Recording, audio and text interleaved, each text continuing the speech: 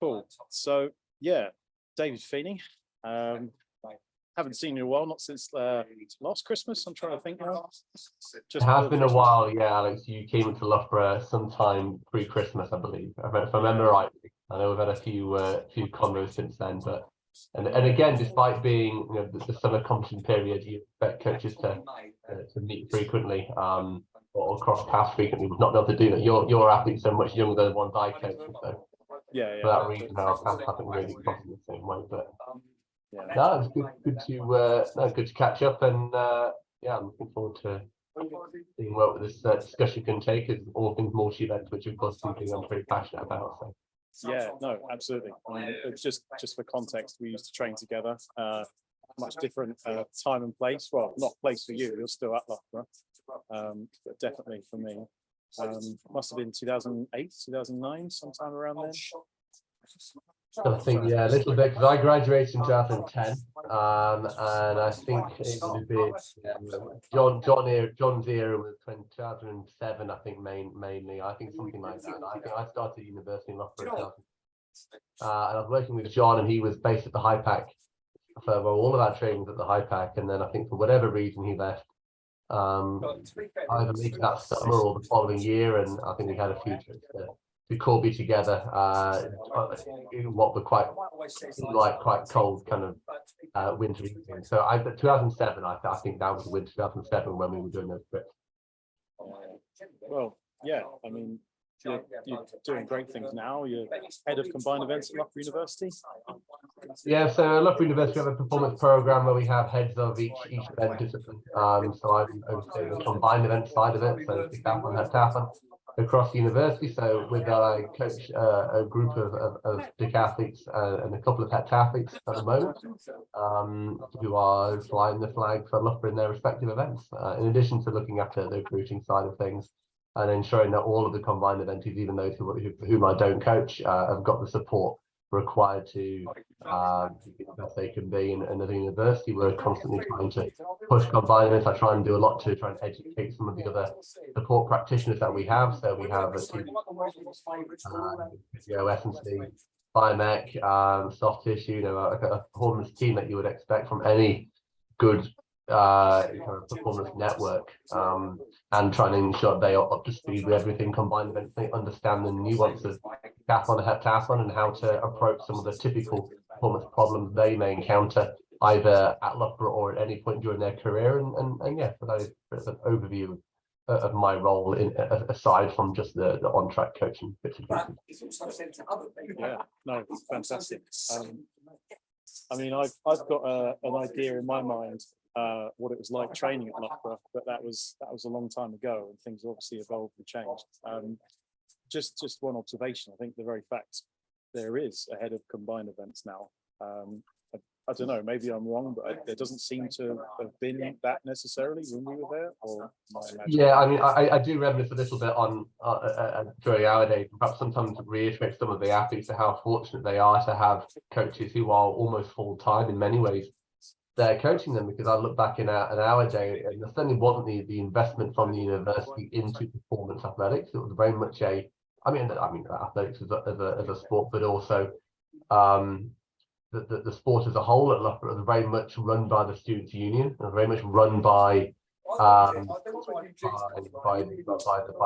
students. And although there were a few involved from a couple of coaches, or certainly some from an administrative standpoint, it was very much a student-driven club, and a lot of the coaches they were just volunteer coaches up and down as we have up and down the country today, just doing their bit in the evening to support very successful athletes. Now it's a lot different. We have had a far greater investment in sport, far greater investment in the network that underpins that, so or supports that rather. So that's the services I referred to earlier. Facilities, of course, are always a constant investment to ensure Loughborough has the best facilities, and all of this is built around preserving Loughborough's record in books competition. So I think it's 42, I believe 41 or maybe 42 years on the trot of consecutive books wins, and And again, we won the athletic side of things again this year by a landslide. And of course, you have to have the investment for that to continue. And this is the recruitment and employment of a coaching team is one of the big things I noticed coming up to Loughborough is the underground, or not underground, just happens to be under where the main reception is. That used to be a storage corridor where the pole vaults would be and the shot puts, and now that's a fully furnished gym. Yeah, the high pack, as it's called, it's been I think 2002, 2003 I think it was built, but certainly back in our day, what is now the gym was the storage area where, like you rightly say, we'd store all our kit down there, and that's how it was designed. And the office area as it is now, that used to be that was the old gym originally, and it's all been changed around. There's a few bits that have very much been there since day one, a few bits of equipment which I'm sure have been there since day one, but the layout had a few changes in terms of where the gym and the offices are located, and they've had a few walls knocked down here and there, but the general setup from a training standpoint exists as it has done. Obviously, if I was to build the track today, I might redesign it a little bit differently. Shot put and high jump or two. Can't really do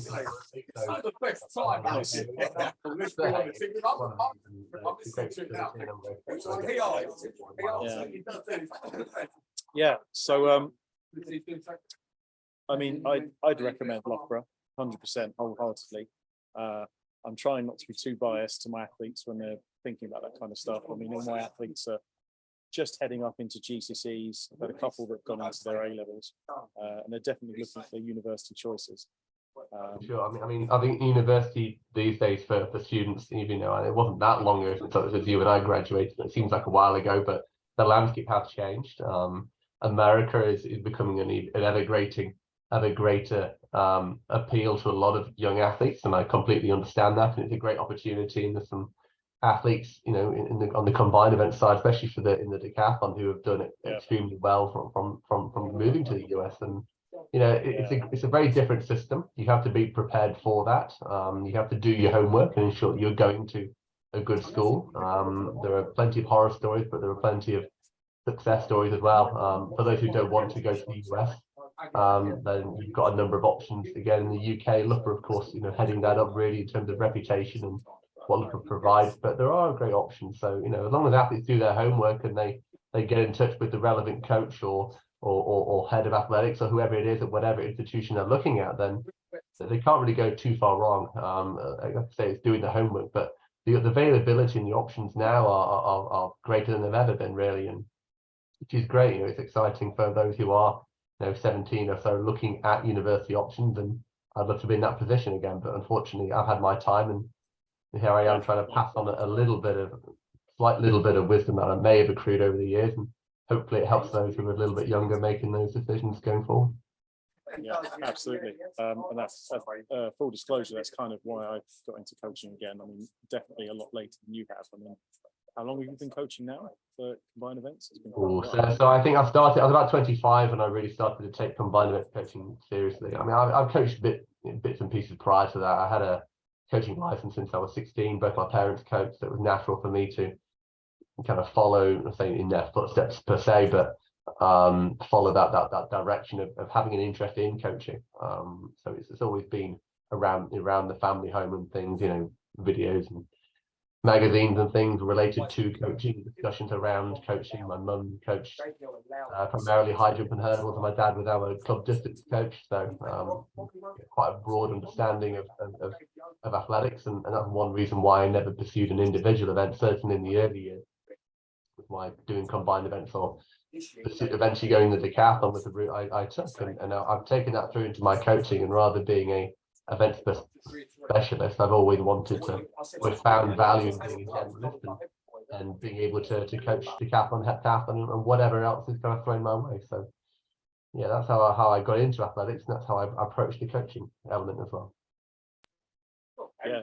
So just, I mean, specifically, I've seen a few coaches actually, funny enough, from our generation who did decathlon or rather, I've seen some athletes from our generation do decathlon, and they're now coaching individual events.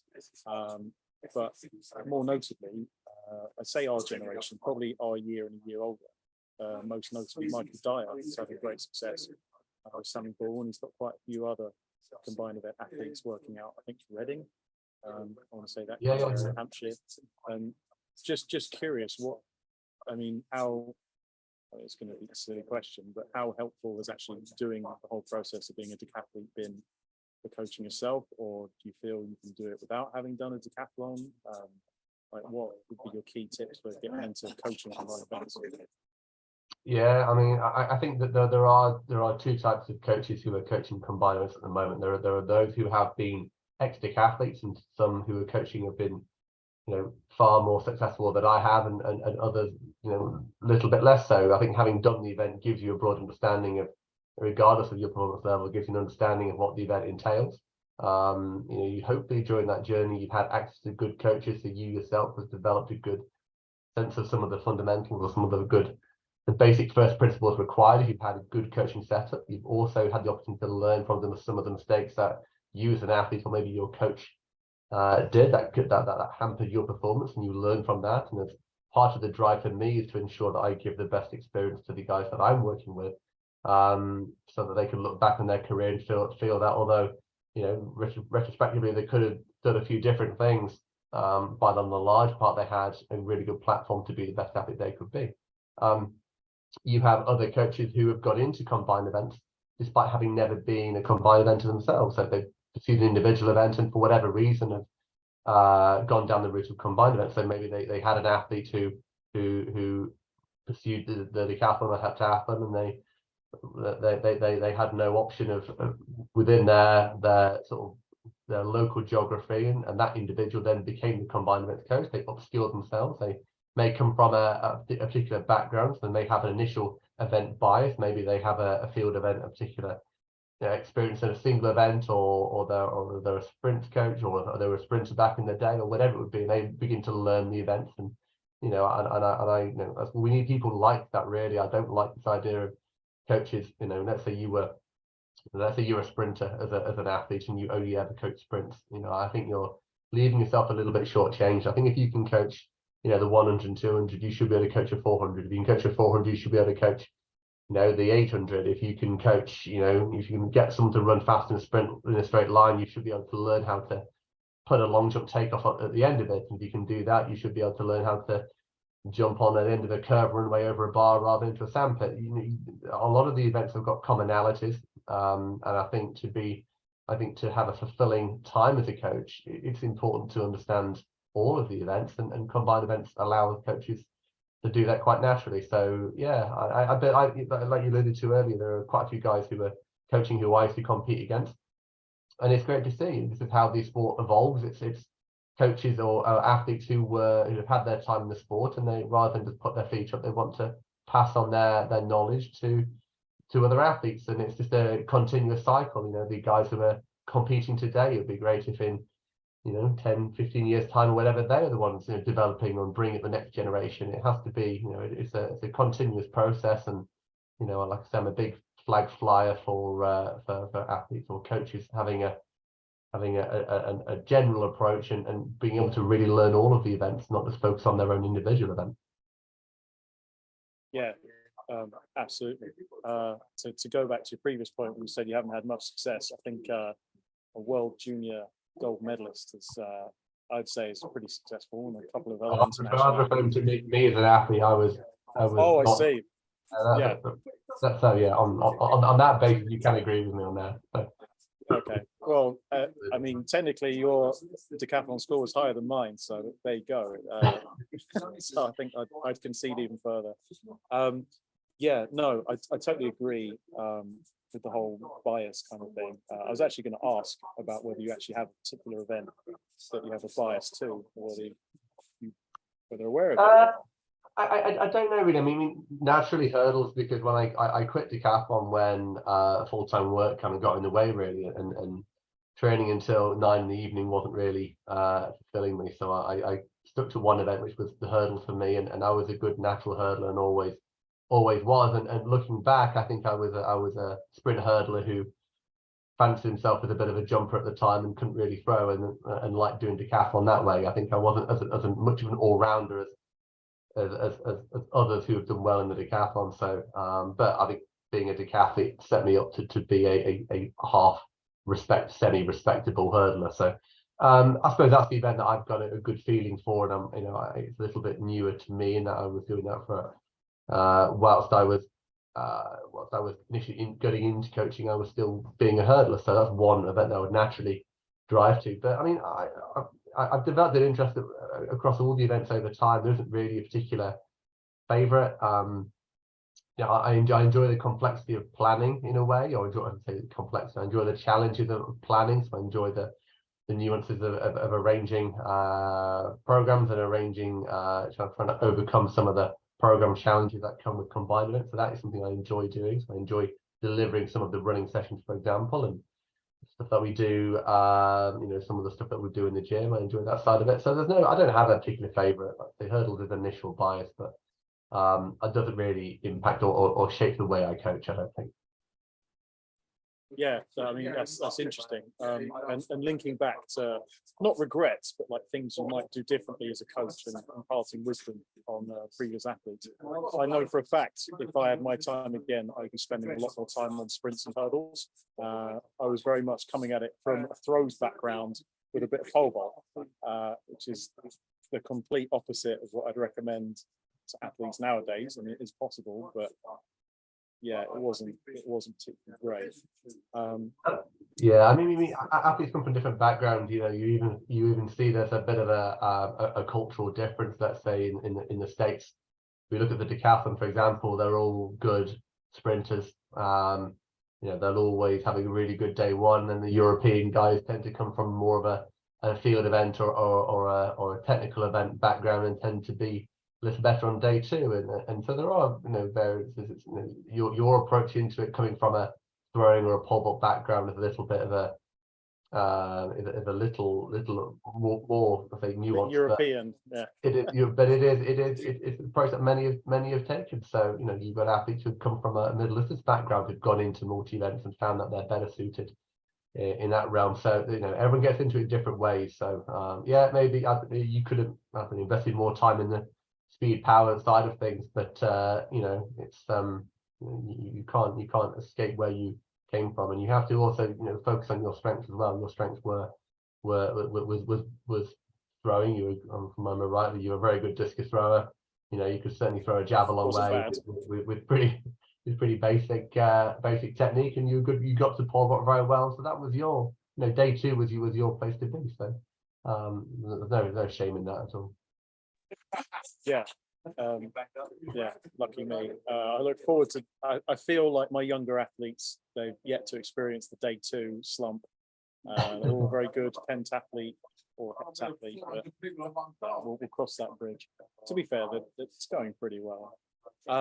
So circling back to, you said the challenge of planning and structure of training, that kind of thing, and then going back to a previous point about athletes just putting their feet up and not becoming coaches.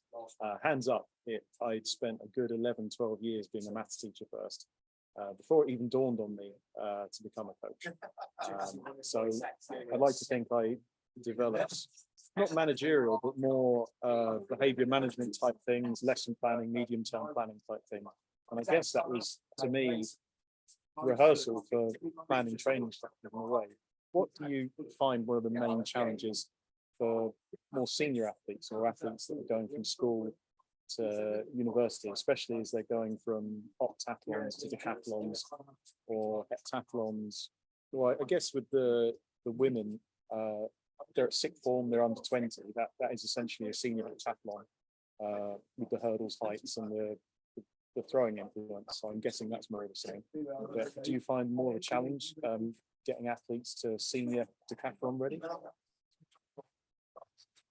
I think there is a male-female divide. I think the girls, like you say, because they're doing essentially a senior heptathlon from potentially the age of 17, depending on where they're or potentially the age of 16, depending on where they're born in the calendar year. you have that opportunity to get into the event earlier. You've got fewer complications in terms of the height of the hurdle. Yes, the hurdle height goes up once you move from under 17 to under 15, sorry, under 17 to under 20. Throwing implements change, but they're relatively easy challenges to navigate through. The guys are a little bit harder. In the UK, we tend to approach pole vault quite late for the decathletes. So again, that would be, in terms of what I would recommend, would be trying to get the decathletes involved in pole vault earlier. And that's something which has been driven by the change in some of the competition options available now. So in athletics, for example, for the under 17 guys at a national level, they put on, I think, is it an octathlon or maybe a full decathlon, and trying athletes both events earlier. Certainly when I was under 15 level, it was only a pentathlon, and even when you got to under 17, it was only really an octathlon. So I was forced to, I pole vaulted very late, which didn't really put me in good stead. So yeah, there's something more challenging with the guys. If you're not particularly competent hurdler, that's always an issue, because the hurdle specs do change quite considerably for the men. If you move up through from the under 17 to the junior and the senior age groups, throwing implements, you can manage those. But a big part of it really is finding the time to train. If you're a young athlete and you're spending maybe 2, 3, 4 sessions a week maybe at the track with your club, and then you're moving, let's say, to university, or you move to a setup where you've got a coach or a training group that are training far more frequently. It's managing that transition. So something I'm always conscious of when I have athletes moving up from their club coach, because some of them have trained quite aggressively during their teen years and others really haven't, and they're all going into what is typically a 5-day-a-week training program with quite long training days, and they have to learn how to manage the training load. They have to learn how to make good decisions away from the track. That's everything from sleep to nutrition to being organized and being able to identify any areas of discomfort that may end up resulting in some sort of injury or something that's going to prevent their development in the short term. So these are all part of the challenge they have to deal with, in addition to learning about how to manage their own time, given that they're now in far more of a self-directed study environment that university is, as opposed to, let's say, the typical school environment. So there's a lot to manage. It's my job as well to try and ensure that I'm not throwing athletes in the deep end, and that their training load is progressive based on what they've done previously. We don't always get it right, but that's part of the challenge. Of course, the athletes themselves have to get used to a new training environment, a new way of being coached, certain movement skills that they maybe haven't really focused on previously, that I'm trying to instill and trying to make good technical change. And you do see, I've been in a position now where I've seen quite a lot of athletes who are in that 17, 18, 19 age group transition from school into university. I also coach on the youth talent program, so I work with all of 16, 17-year-olds, and you do see some commonalities really when it comes to just a basic understanding of what we might call fundamental movement skills, or something as basic as being able to skip or to jump and to hold their posture when doing so, or how to run, whether it be run slow or run quick. And there's a lot of technical fundamentals which seem to be amiss at athletes of that age, and so a lot of time is spent trying to develop good mechanical qualities and ensuring that they are robust enough to at least handle the training load. And as cheesy as it sounds, it's ensuring they can earn the permission to be able to do the full training first before rather than throw them straight into the deep end. So there is a period of time where they have to get used to a new way of working, and sometimes for me it means having to strip things back a little bit and try and fill in some of the gaps and ensure that they're in a position to handle the training load that's going to come over the next 3-4 years of their university career. Yeah, I mean, it must be quite difficult. I mean, I can understand from a club coach point of view, where you might have, say, a feeder academy, and you can almost guarantee that they've learned all the same movement skills, and because maybe the club has an ethos, it must be this way or whatever way. It must be quite difficult as a university coach, where they literally have people from all over the country, or even different countries, and they've got slightly different nuanced technical aspects that are either missing or overdeveloped or maybe just right. So yeah, I can completely understand. Yeah. For sure. I mean, I've had the good fortune to work with. I've had an athlete from Japan. I've had a French athlete. I've worked with an American athlete. So it's been useful in a way to see what they bring to the table.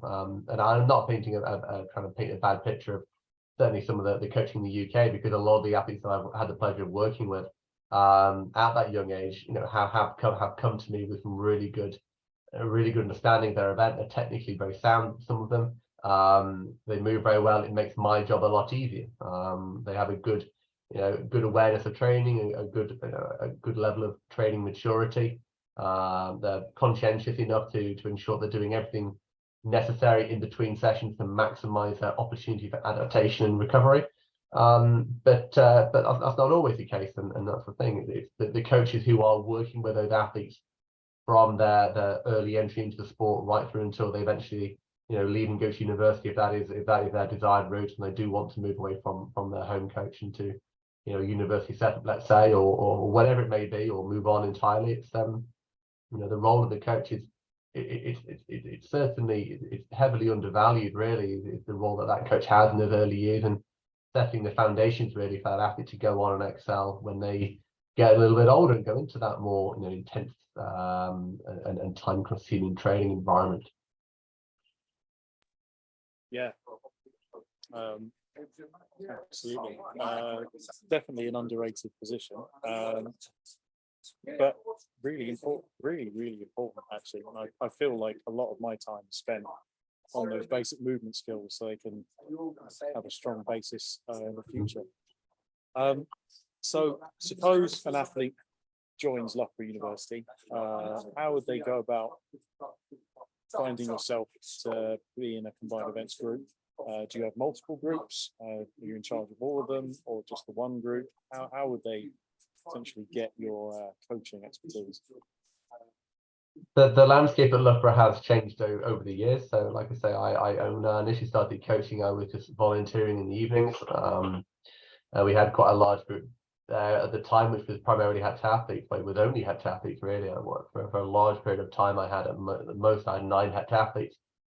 All of them are over 5,000 points, which is a relatively good national level for the heptathlon. And not just because I started with one athlete, and eventually they all kind of found their way over really through for various reasons. And at that point in time, because I was working full time and didn't have the same flexibility that I do now, I would I learned, I guess, how to delegate some of the coaching. So I was able to farm off some of the coaching onto other coaches who I trusted and who had experience of coaching combined eventers, and that was a huge help for me. And that they wouldn't have had some of the early success that they did without that, and I wouldn't have been able to coach combined events, because at that point in time, my proximity to Loughborough wasn't going to allow me to be in Loughborough all every evening. So we had to try and make it work in other ways, and that was really valuable. So it's just again reiterating the kind of co-coach model. That is one way of getting around the challenges of combined events. You can coach all of the events if you so wish, if you feel like you're informed enough to be able to do it, but at the same time finding those who can support and putting your trust in other coaches to be able to deliver some of the coaching, especially some of the technical events. And typically the pole vault for the guys and javelin for the girls. Typically, it's not uncommon for athletes in those events to find individual event coaches to get very specific support. But that's what I relied on for the early days of my career at Loughborough. And then for the last couple of years, I've had the good fortune to be able to work more or less full time and have a group there where I'm not restricted on my time in the same way that I perhaps was when I first started. Back to the point in terms of how you get involved. So we as with all of the event groups, all of the athletes kind of make their way to what we call a meet the coaches evening, which is on the first days of the academic term, and they we have all these athletes in a room, and we try to find them homes basically. So find if they're a sprinter, they go to an appropriate sprint group. Combined events, you've got fewer options really, but that's kind of how it works really.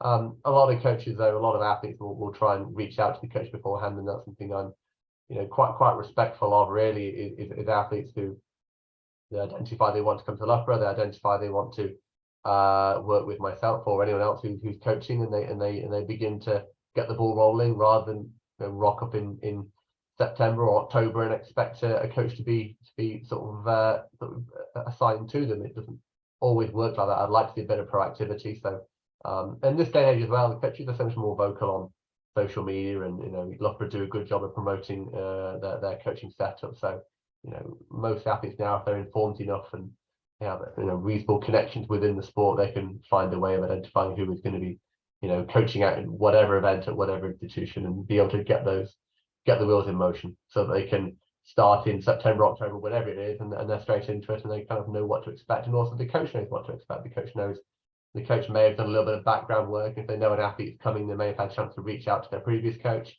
do a little bit of digging, try and get an idea as to how they as an athlete operates, and it's just helpful and helps smooth out that transition. Yeah. Oh, cool. Yeah, because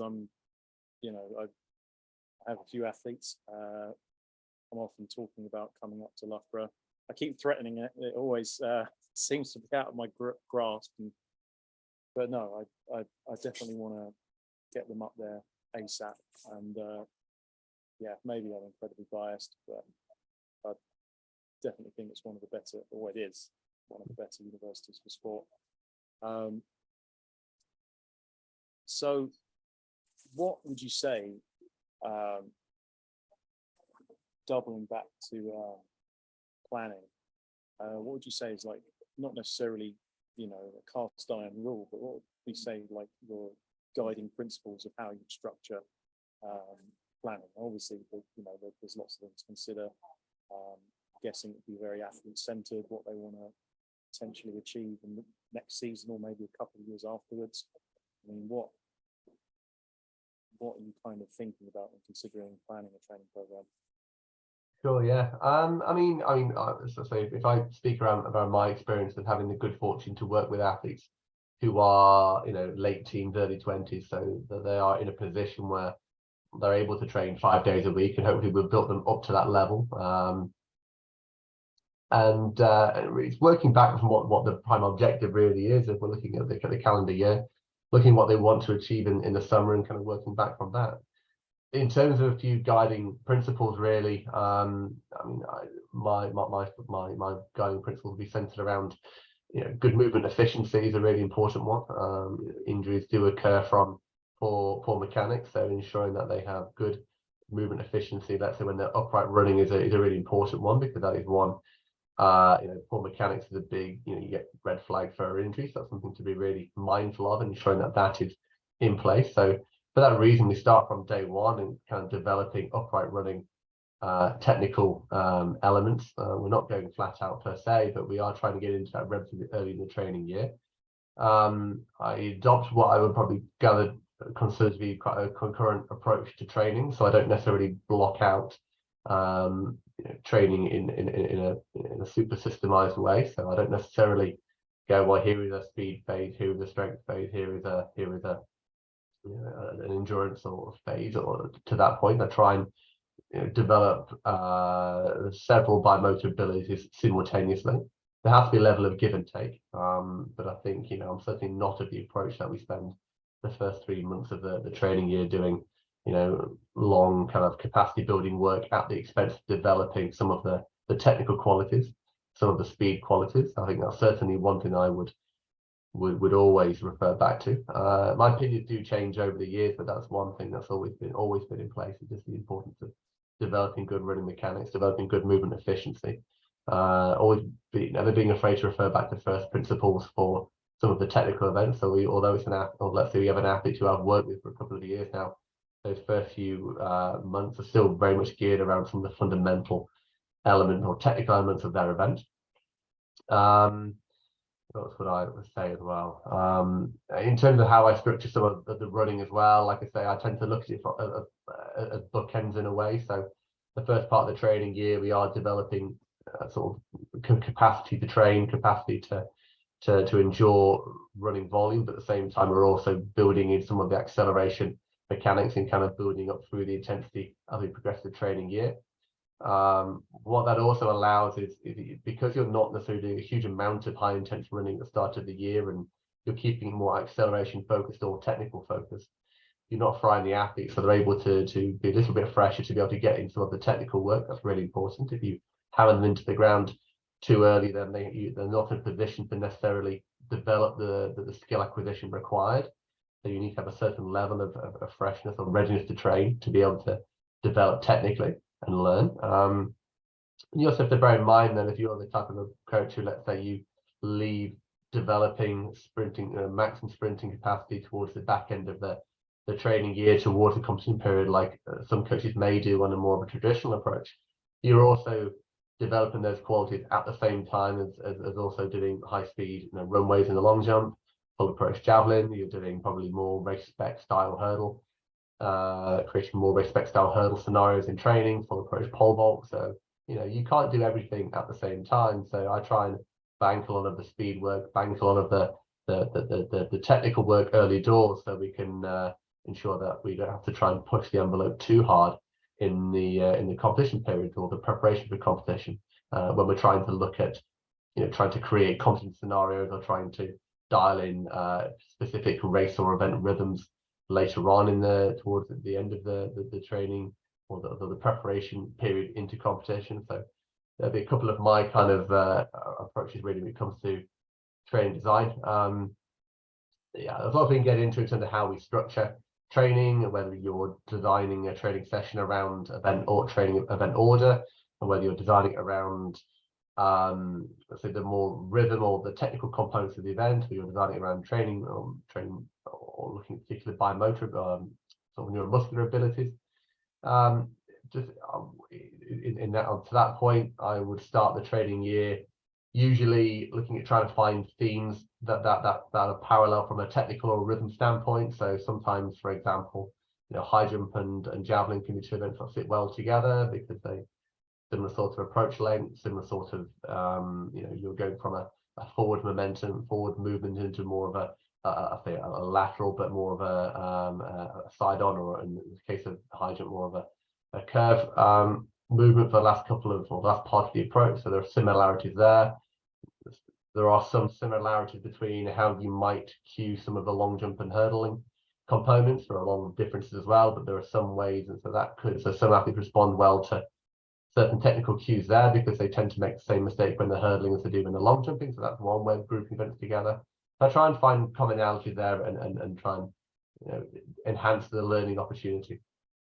As we get into the training year, it tends to be a little bit more focused on looking at neuromuscular ability, so ensuring that we have days of high intensity work followed potentially by days of low intensity work. So an example of that would be having a speed power day. So we might have some of the speed power work, so max speed work and long jump and gym might be on one day, and we'll have more of the kind of work capacity stuff on the day that follows, let's say, or maybe some of the more technical work on the day that follows, providing the athletes aren't too fried from the previous day, and try looking at having a bit of a high-low system in place. Whether you do that literally one day on, one day off, whether you do that 2 days on and then 1 day off, it's entirely up to you and your setup. But using that as a way of using each session to then set up the following session is one way that I typically approach training during the beach of the training year. And as we get towards competition, trying to find events that fit competition order to try and develop that ability to move from one event to the next. So typical event for the guys would be doing a bit of acceleration work and then going into long jump.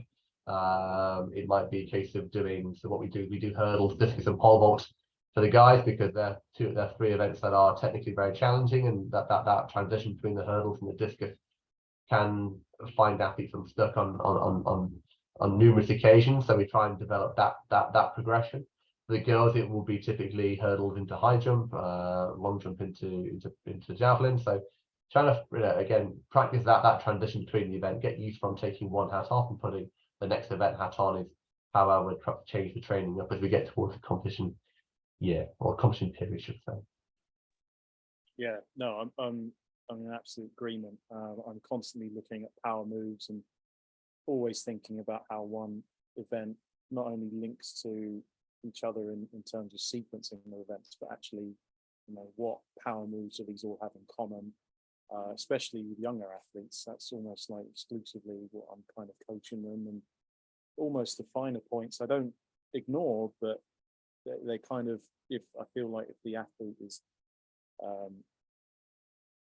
pretty well rounded, it's pretty conditioned, they almost, it should be just natural, or I feel anyway.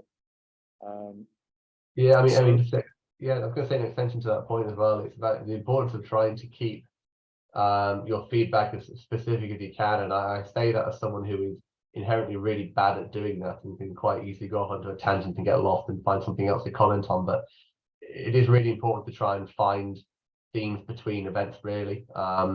Like I say, I give an example of hurdles and long jump. A lot of athletes, not always the case, of course, but I do find some athletes that what we're working on in the long jump is very similar to what we're working on the hurdle. So trying to find commonality there is one way of just getting the big bang for your buck, so to speak. So, you know, just trying to ensure that you're adhering to first principles whenever you can, and ensuring that you are trying to keep the teaching points and the cues to a small enough number that the athlete can digest and understand, and also you as a coach, if you've got a large group, knowing that you're having kind of confidence that you're working on something that you worked on the previous week is important, because it's very easy to forget what the main focus was, and you go off on a bit of a tangent. It's very easily done, and I'm going to say super guilty of doing that. So, you know, having those events that interlink and have got some commonality from a teaching standpoint is useful for the athlete, but also really useful for the coach. Yeah, it always makes me chuckle. I think combined events seem to not have the stigma, but I think might be a common view within the community. It's almost they're not as technically fluent as other individual event specialists, but whenever I've talked to combined events coaches like yourself, it's almost like that's exclusively all, you know, that is a pretty high proportion of what we're concentrating on, the, you know, the very specific movement pattern. Do you ever find that you possibly, maybe this is a biased question, but do you ever feel that you're possibly you coach deliberately slightly different to maybe an individual coach would? I know there's the time pressures, like you know, you might coach an athlete 5 days a week, or 5-6 sessions a week, and your job from a technical standpoint must seem a lot simpler if you only have one event to coach. Maybe it does, maybe it doesn't, versus 10. Do you ever feel like there's a slightly different approach being a combined events coach coaching technical aspects than maybe an individual specialist would? I'm not entirely sure, really. I mean, I suppose, I mean, so I'm fortunate in Loughborough to be able to work with or coach alongside a really good cohort of coaches, you know, national event coaches and, you know, fellow Loughborough coaches, or, you know, I'm very fortunate that I get to share my space with others who, you know, I'm very open to spending time with and watching how they coach. And I get to see coaches working with athletes who are, you know, Olympians or Olympic medalists or world champions or whoever it would be. And it's a great privilege to be able to do that. And, you know, you look at the best coaches around and they do keep things very, you know, simple. And you have an athlete who is a world champion and they're still working on what are the fundamentals of that event. You know, there are some subtle nuances that they might also be working on, but, you know, a good coach is never afraid to go back to his first principles and refer to that. So, you know, I think as a combined events coach, naturally I'll look at everything from a bit more of a general perspective and try and focus on, again, the fundamentals. And because you're working with athletes who, generally speaking, are a little bit, you know, technically a little less technically advanced or more technically immature compared to, let's say, an event specialist at the same age, then naturally you're always going to have to work back to looking at the fundamentals of the event. So I think perhaps what answers your question, because I'm coming from a combined events approach, I'm never too afraid to go back to fundamentals and look at something which is really key to that event. And you see a lot of combined events, you watch a combined events competition, whether it be at the low level or, like, say, even at the elite level, you know, you see athletes who aren't, these are world-class athletes and heptathletes, but they're often, you know, they're often making, you know, you can see technically that there's work to be done, even though they might be a 25-year-old 8,500 point decathlete. It's not hard to pick out certain technical flaws, but at the same time, they also do things very, very well. And often, the commentator might refer back to something that they did not particularly well, but you forget that actually a large proportion of it is done very well, and that's why they're able to be at the level that they are. So, I think it's not being afraid to refer back to fundamentals is what I would perhaps take from being a combined events coach. But again, maybe there'll come a point where if I do coach an individual athlete, then we have to go a little bit deeper and go a little bit technical, then maybe that will push me in a different type of way, and that will encourage me to be a little bit more specific on something. But right now it's you're dealing with the athlete in front of you. You're not coaching the event, you're coaching the athlete, and you're dealing with whatever skills they bring to the table. Yeah, no, I get it. I think I think it's different with the ages, because I've got some athletes that are as young as first year under 13, ranging all the way up to last year under 20. And so the under 13s, I'm giving them, well, I'm training all of them for combined events. But I can very easily see as some of the athletes get a bit older, they might go, well, I've got a good athletic base, but I'm naturally gravitating towards a certain event. Maybe I want to specialize in that, for instance, and that will mean some changes, and that will be fresh challenges, and I can't wait. But just curious on your opinions on, I've often thought of the idea of, even if they were to specialize, there's still nothing stopping them doing, let's say, instead of the combined event is, say it's a shot put session, and at some point I've got a couple that might want to do long jump, just long jump, or just high jump. Then maybe there's some medicine ball throws or overhead shot put throws they can do, while the other group or the rest of the group is doing some kind of technical specific shot put throwing, like glides or rotations, if that's applicable. I was just wondering, in terms of specialization, I think UKA see athletics as a late developing sport, if I remember rightly, on the athlete development model. And I was talking to Zane Weir the other day, and one of his major contributions that he thought to his success is he came from a very multi-sport background. He didn't turn professional in shot put until 25. I don't know if that's early. I mean, it's a sample size of one. I don't know if that's early or late for shot put, but he was talking about, he did cricket, football, rugby, pretty much loads of different ball sports, racket sports. And I was just wondering, do you find that at university level, the athletes are doing combined events because they've been doing it for so long and they need to maybe specialize, or maybe the reverse, they're thinking about specializing, but maybe they need to look at it from a combined events point of view? I mean, I think firstly, for any young athlete, it's really important to keep their options open. So if they're looking at it from a completely athletics standpoint, then having a background in combined events is going to help set them up, I believe, to have success in an individual event further down the line, provided they have some sort of, some even a slight bit of potential within combined. Obviously, there are some athletes who will only ever be a high jumper per se, or they'll only ever be a hammer thrower. It's fairly obvious, but for the majority of athletes, I do think there's value in trying to keep their options open, and combined events is a great way to do that. There are plenty of examples of elite athletes now. Carsten Warholm is an example of an athlete who was world junior, European junior, or European youth, or European junior champion for decathlon.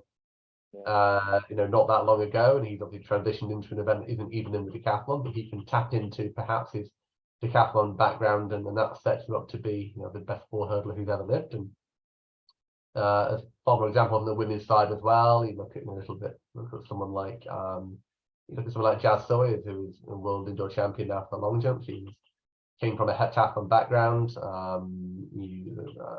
Plenty of examples of Daphne Skippers is probably another well-known example, European junior heptathlon champion back in the day, and went on to be very successful in again 100 and 200. So again, it does give you a good grounding into later specialism. I think having a multi-sport background is also really important, and I see less of that these days. I think it's probably because athletes are or kids are encouraged to specialize a little bit earlier than perhaps they would have done in previous generations. I think there are perhaps schools perhaps aren't doing as good a job as maybe that they could do in terms of developing a multi-sport approach to developing kids and trying to get them involved in that way. So but yeah, I would always try and have a multi-event approach where possible.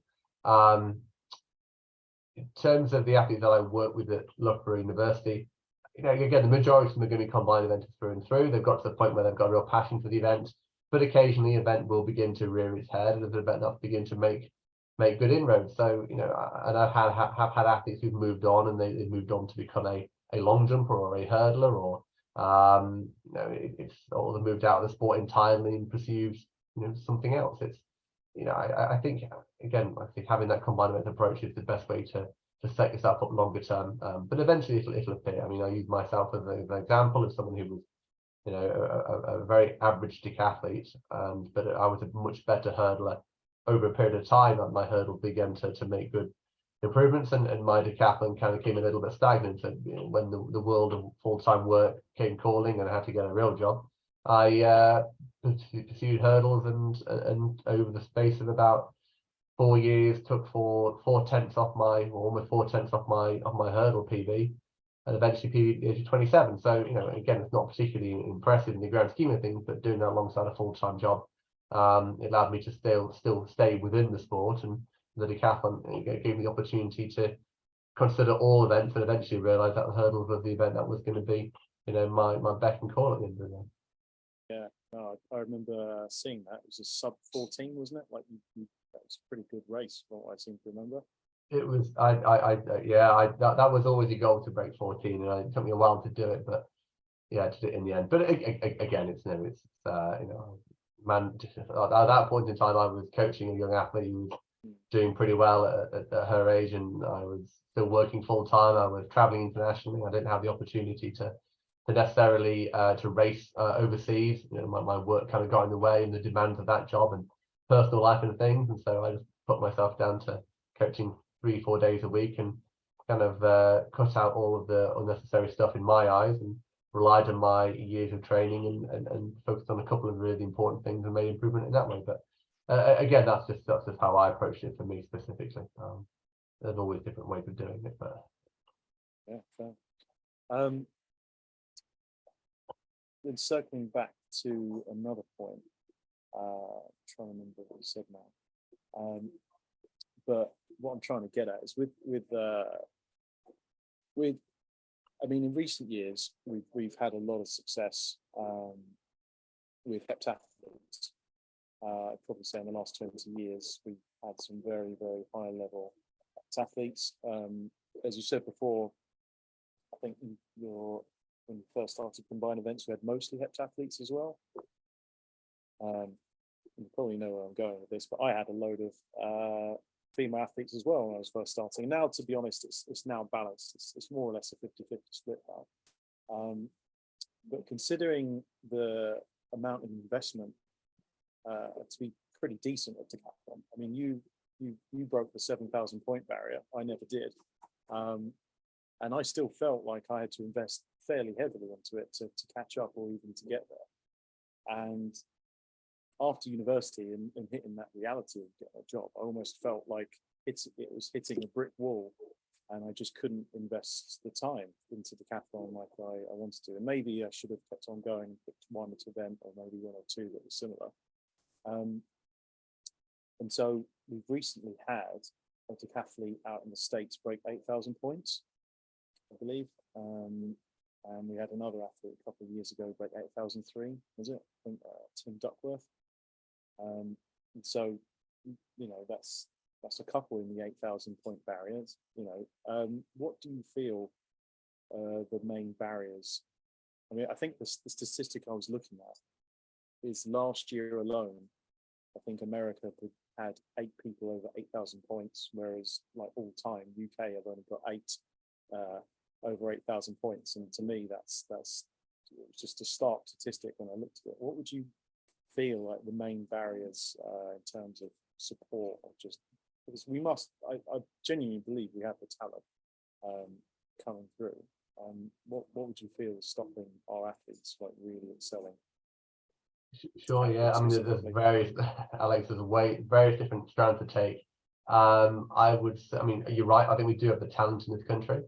The question is whether it's been directed towards decathlon is the question. We have a lot of athletes who are, a lot of young athletes who are running pretty quick. Let's say I'm sure there are plenty of, plenty of 15-year-old lads who are 6'2" and probably who are fancy themselves as a sprinter, and they're running, 11 flat, 11.1 at 15 years of age, and they have dreams to be, an elite sprinter. But the reality is they've got a long way to go to be at the level the level to be, competing to the international stage. But you kind of go, well, if you've got someone who's got a good athletic build and they're, height is an advantage, and it's not the be all and end all, but it helps if you're tall. And if you give them the opportunity through someone to inspire them, or a coach to actually say, I know you want to be a sprinter, but have you ever tried taking that flat speed and putting it on the end of a long jump runway? Have you ever tried taking that flat speed and sticking 10 hurdles in the way and seeing how you fare there? Have you ever tried taking your athleticism and trying to curve yourself over a high jump bar, or use your range to throw a javelin or something? And these are things that athletes, I don't think they have the opportunity to pursue. We have we talked about the depth in America. Now, of course, the collegiate system and the sheer scale of the country is one reason for that. But we have a lot of really good sprinters in this country, young sprinters who aren't ever going to be able to cut it with the very best. And if they were to find themselves, in a decathlon setup, that might set the trend really for developing a greater improving the depth of the decathlon in the UK.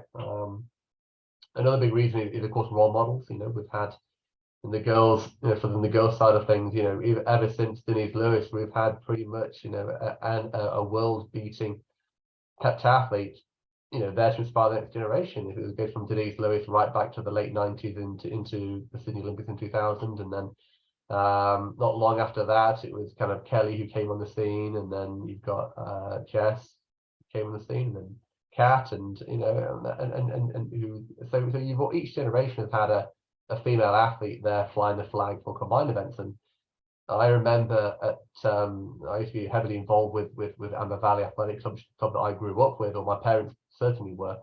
And I remember after the 2012 Olympics, we had parents ringing up saying, I've got a 7-year-old daughter. Bear in mind, you couldn't even join the club until you're 8 years old.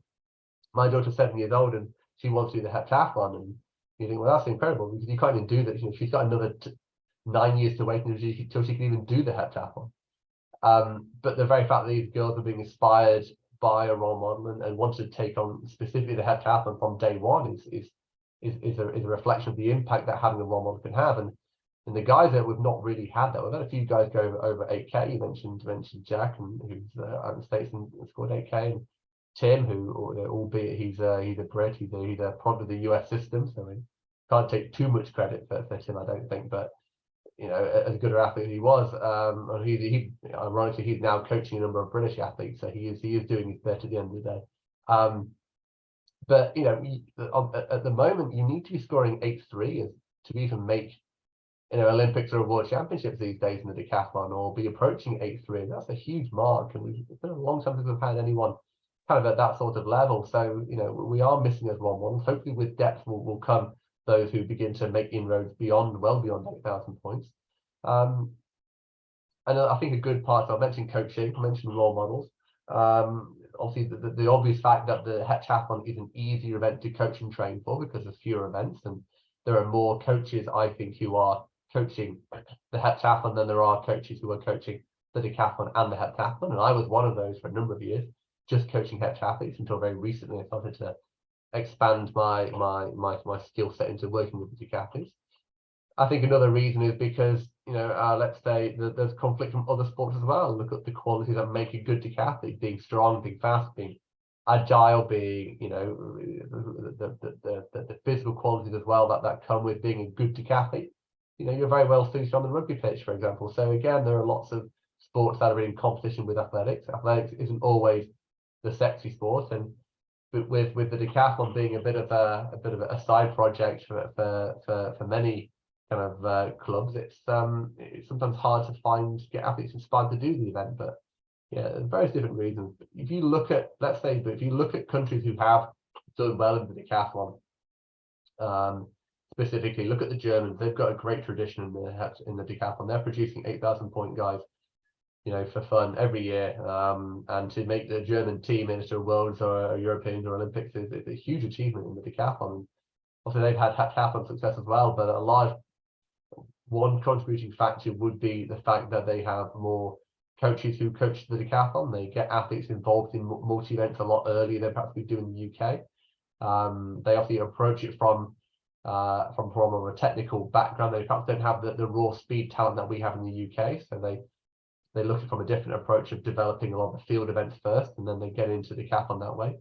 The Dutch, I think, have a similar approach. Again, a small country that's producing good decathletes. Again, getting athletes involved in combined events early. I guess more recently the Estonians as well. You know, look at how many good Estonians, a very small nation, that have produced, you know, a lot of decathletes and have had found a real, you know, good level of success in that event. So, you know, I think there are, you know, certainly ways of doing it, and these countries all have the approach of getting the people on the ground to coach, and they have the opportunity for athletes to get involved in combined events at an early age, and they're the commonalities with, I think, countries who, by and large, over a long period of time, have had continued success of producing good decathletes.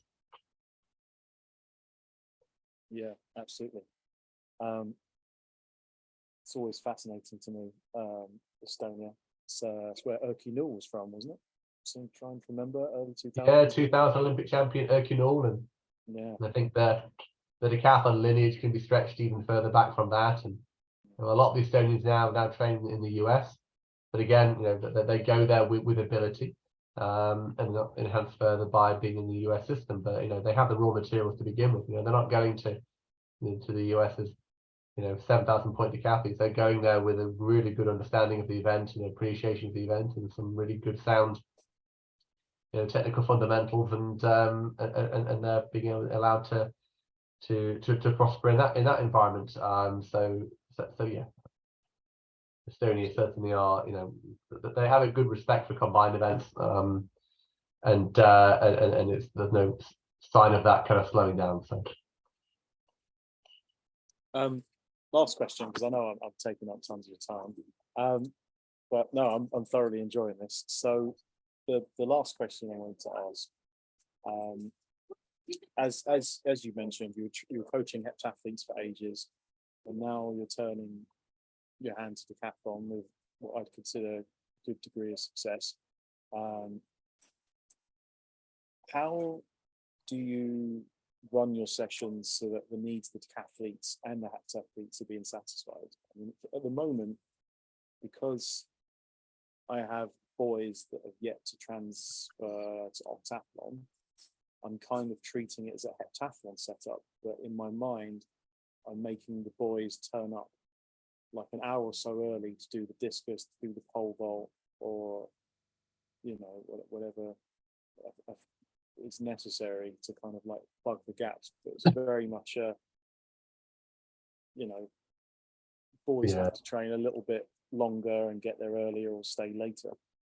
It's a difficult one. I think aside from splitting the groups, there is no way of making it, no way of kind of doing it without there being some level of compromise, I think. Like I say, I sometimes split groups, but because you're dealing with, you know, my schedule, the university schedules, I can't necessarily have a heptathlon and decathlon group per se. To give you an example of today, for example, we did a bit of kind of acceleration kind of work, and then went into long jump and then shot put, which is the first 3 events of the decathlon. So the heptathletes just, you know, it works for them in a way to start with some So we might do a little bit less acceleration work, and long jump becomes the main focus of the morning, and that kind of sets up their day two almost. So there's at least starting from cold in a way. That is one way where you've kind of got the heptathlon, the commonality with the event order, and also commonality with the decathlon order. The guys were a little bit more than running first. The shot put is just the way it ends up working out, really. Let's say on a Wednesday, for example, is a day that's pretty consistent in terms of what we do. The guys will do hurdles, discus, and pole vault. The girls will do hurdles. Sometimes I will then, once the guys are resting between the hurdles and the discus, I will then go up and do a high jump session. So the girls will go from hurdles to then high jump. And then while the guys are doing their discus, the girls might do some speed endurance type runs, or some runs that are going to be, closely related to kind of 200-meter race modeling. So, they're able to get there, they miss a shot put in the middle, but they're at least doing 3 of the events from day one, and they're doing it in competition order. So it's just a lot of kind of going back and forth. But athletes do need to, if we've got the flexibility to be able to train for large periods of time, athletes do need to rest between events. So I kind of stagger it a little bit to find, a 45-minute window that I can then jump in and do high jump, and the guys can start their warm up without me, or something like that. So that there are ways there. Obviously, the 8 and the 1500-meter training can sometimes follow on from a javelin session, because again, they're 2 events where at least there's commonalities in the orders there. So yeah, I try and, but it also depends also on where, I have to look at where the priority might be. So if an athlete, let's say they've got a competition coming up, one of the athletes has a competition coming up, and the heptathletes haven't got any comps coming up, then that the last two weeks, let's say, they are geared around the decathlon, and the girls have to get used to that's a different setup, and then that switches a little bit if, let's say, there's a bigger heptathlon on the horizon, or things like that. So it's a bit of a balance, really. There's no firm way of doing it other than splitting the group by gender. But yeah, but again, you always have to try and make sure that you find time to make things work. There are some sessions I do which are just, let's say, the high jump, for example. I tend to just do the girls separately to the guys for the high jump, and then just trying to find a way of filling in the gaps, really. Cool. All right, David. Well, thanks very much for that. Very informative. No problem. Got much planned for this season? I think the under 20 and senior outdoor champs, they've been and gone. So yeah, so in the UK, the domestic calendar in the UK is such that the England Championships has its place at the end of May. So we've as a group have done that. Over the last couple of years, there's been a UK Championships, which has been included within the main UK Senior Championships event that's televised, and is often the qualifying opportunity for whatever champs are in any particular year. So for the world champs this year, but unfortunately, combined events have been removed from that part of the program, and it had its own kind of place in the calendar later on in the year. Late July. So I've got a few guys doing that.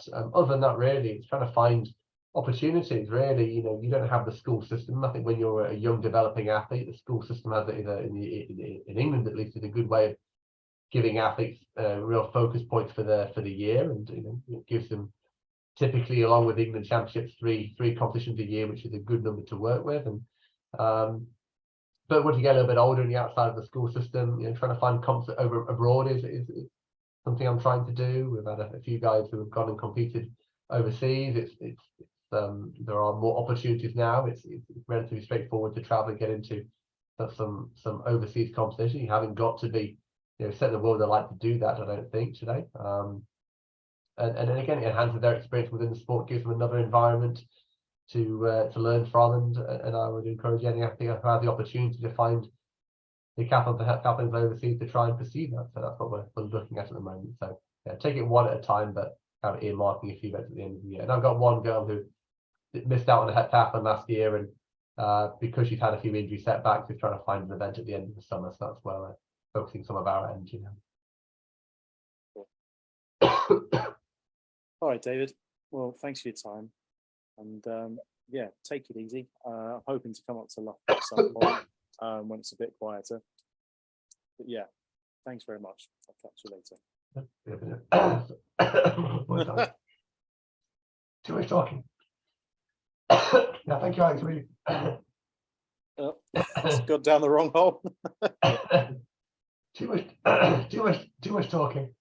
But no, it's been really good. I've enjoyed the chat, and yeah, always happy to talk combined events and try. If anyone wants to reach out, then I certainly don't aim to. I certainly don't pretend to know everything. I'm still an open book and still trying to learn as much as I can. But I have a massive bit of experience with athletes of a particular cohort, and it's I'd like to think they'll be put to good use in some way. So yeah, I'm always happy to talk, and I've enjoyed this chat. And yeah, as ever, we keep on trying to learn and better ourselves, improve ourselves to further improve the decathlon and heptathlon in the UK, which is what we're all aligned to try and do. So you're a big part of that, and it's great to see what you've been doing and the interest you've had. And I appreciate that you haven't taken the time to come and chat more to with me today. So yeah, cheers.